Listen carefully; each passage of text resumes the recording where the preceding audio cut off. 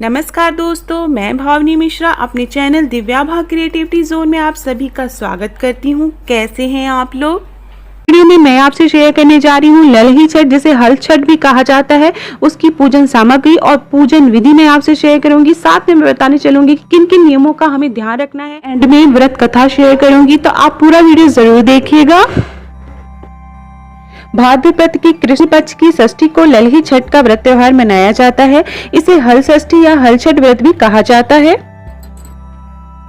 इस दिन श्री कृष्ण भगवान जी के भाई बलराम जी का जन्म हुआ था, इसलिए इसे बलराम जयंती के रूप में भी मनाया जाता है। यह व्रत महिलाएं अपने पुत्र की लंबी आयु के लिए रखती हैं। जो पूजा का शुभ मुहूर्त है वह मैं डिस्क्रिप्शन बॉक्स में डाल दूंगी, आप वहां से ले सकते हैं। मैं आपसे पूजन सामग्री शेयर करने जा रही हूँ। तो सबसे पहले हमें किसकी पूजा करनी है, उसके लिए हमें कुश चाहिए। कुश आपके आसपास कहीं भी मिल सकता है। अगर आप फ्लैट में रहते हैं तो कुछ दिन पहले से इस तरह से लगा लीजिए। किसी गमले में आप लगा सकते हैं और चारों तरफ पानी डाल के एक तालाब बनाएंगे। हमें चाहिए महुआ की पत्ती, अगर आपको कहीं से मिल सके तो महिलाएं और माताएं यह व्रत रहती हैं, उन्हें सुबह उठकर महुए की डाल से दातून करनी चाहिए। और पूजा के लिए हमें इस तरह का महुआ चाहिए। दूसरी जरूरी चीज है तिन्नी या पसही का चावल, ये भी हमें पूजा में यूज करना है। आज के दिन महिलाएं हल से जोती हुई चीजें नहीं खाती हैं। पूजा के लिए हमें भैंस का दही चाहिए और भैंस का ही घी चाहिए दीपक जलाने के लिए। गाय के दूध की बनी चीजों का यूज हम आज के दिन नहीं करते हैं। फल चाहिए जैसे कि केला, और हमें 6 पीसेस चढ़ाने होते हैं, 6 की मात्रा में चढ़ाना है।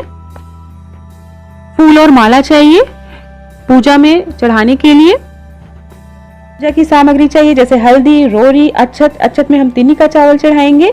घी का दीपक, भैंस के घी का दीपक जलाना है, और श्रृंगार का सामान। पूजा में आप अपनी सिंदूरिया यूज करेंगे सिंदूर चढ़ाने के लिए। चाहिए लकड़ी के बने हुए खिलौने, या आप कोई भी खिलौना चढ़ा सकते हैं। हमें चाहिए इस तरह की दियाली, आप चाहे तो मिट्टी का दिया ले सकते हैं या पुरवा ले सकते हैं। और ये कितनी संख्या में चाहिए मैं आगे वीडियो में आपको बताऊंगी। बहुत से लोग 7 तरह का अनाज चढ़ाते हैं और कौसा में लावा और ये अनाज रखते हैं, बट हमारे यहाँ ऐसा नहीं होता, इसलिए मैंने पूजा विधि में नहीं दिखाया। और हमें चाहिए छठ मैया को चढ़ाने के लिए एकदम नई साड़ी, और ये साड़ी हम उसे देंगे जिसे घर में हाल ही में पुत्र हुआ हो। बताने जा रही हूँ पूजन विधि। तो हम इस तरह से कुश लेंगे और कुश को एक गमले में लगा लेंगे और चारों तरफ से पानी का तालाब बनाएंगे। तो पूजा की विधि ऐसे शुरू करेंगे। पूजा शुरू करने से पहले हमें क्या क्या तैयारी कर लेनी चाहिए वो मैं बताने जा रही हूँ, ताकि हमारी पूजा जो है वो बहुत आसानी से हो जाए। तो पूजा की तैयारी के लिए हमको सबसे पहले कोसा तैयार करना रहता है। तो सबसे पहले हम कोसा मतलब मिट्टी के दिए या पुरवा लेते हैं, और उसमें हम महुआ, दही और तिन्नी का चावल रखते हैं। तो जो कोसा होता है वो हमें कितना तैयार करना है वो मैं बताने जा रही हूँ, उसकी संख्या कितनी लेनी है। तो सबसे पहले 6 कोसा हमें चाहिए। कोसा का मतलब मैंने जैसा कि आपको बताया कि कोसा मतलब एक दिया लेंगे, उसमें हम महुआ डालेंगे। आप 6 महुआ डाल सकते हैं। फिर उसमें हम भैंस का दही डालेंगे 1 चम्मच, और उसमें हम थोड़ा तिन्नी का चावल डालेंगे। तो ये 1 कोसा तैयार होता है। तो इसी तरह हमें 6 कोसा जो है वो छठ मैया के लिए तैयार करना है, और 6 कोसा हमें अपने 1 पुत्र के लिए तैयार करना है। तो जैसे कि 1 पुत्र है आपका, तो आपको 12 कोसा तैयार करनी है। अगर आपके 2 पुत्र हैं तो आपको 18 कोसा तैयार करना है। इस तरह से दिए में 18 दिए तैयार करने हैं। तो ये संख्या लेनी चाहिए। फिर हम क्या करेंगे, कोसा तैयार कर लेंगे। ये पूजा से पहले तैयारी कर लेनी है। फिर हम एक गमला लेंगे, उस गमले में हम कुश लगाएंगे। कुश के चारों तरफ हम महुआ की पत्ती अगर आपको मिल सके तो वो लगाएंगे, और इस तरह से आपको जैसा कि वीडियो में दिख रहा है उस तरह से पानी का तालाब बनाएंगे। चारों तरफ हम पानी डाल देंगे तो वो एक तालाब की तरह होगा। अगर आपके आसपास कहीं तालाब है तो आप तालाब के किनारे पूजा करेंगे तो ज्यादा बेहतर होता है। फ्लैट सिस्टम में हम लोग रहते हैं तो फ्लैट में तो यही फैसिलिटी अवेलेबल रहती है। फिर हम पूजा स्टार्ट करेंगे। अब मैं आपसे पूजन विधि शेयर करने जा रही हूँ। पूजन विधि में सबसे पहले जहाँ पे हमने कुछ लगाया है, अगर तालाब के किनारे है या घर में है या गमले में लगाया है, तो उसमें सबसे पहले हम गंगा जल से आचमनी करेंगे। उसके बाद चारों तरफ हम 6 जगह रोरी से टीका लगाएंगे। उसके बाद छठ मैया को हम जल चढ़ाएंगे कुश में। उसके बाद हम कुमकुम लगाएंगे। अक्षत चढ़ाएंगे। अक्षत हमें तिन्नी या पसई के चावल से चढ़ाना है। फिर हम हल्दी चढ़ाएंगे। हल्दी को थोड़ा सा पानी में घोल के लगाएंगे, चढ़ाएंगे। उसके बाद हम महुआ चढ़ाएंगे, दही चढ़ाएंगे। दही भैंस के दूध की होनी चाहिए। उसके बाद हम पसई का चावल थोड़ा सा चढ़ाएंगे। फिर हम फूल माला चढ़ाएंगे। फूल माला भी हमें 6-6 के पीस में लेना है, 6 फूल चढ़ाना है हमें। उसके बाद हम फल चढ़ाएंगे। फल में अगर केला चढ़ा रहे हैं तो बहुत अच्छा है, तो 6 केला हमें चढ़ाना है या 6 सेब चढ़ाना है। उसके बाद जो हम कोसा तैयार किया है, जैसे मैंने बताया कि एक पुत्र है तो 6 कोसा हमें छठ मैया का होना चाहिए, और 6 कोसा आप अपने पुत्र के नाम से करेंगे। जितने पुत्र हैं उनके उतने नाम से हमें 6-6 कोसे करने हैं। तो उसमें से 2-2 कोसा हम छठ मैया को चढ़ाएंगे, बाकी कोसा हम प्रसाद में बांटेंगे। फिर उसके बाद हमें जो है नई साड़ी चढ़ानी है।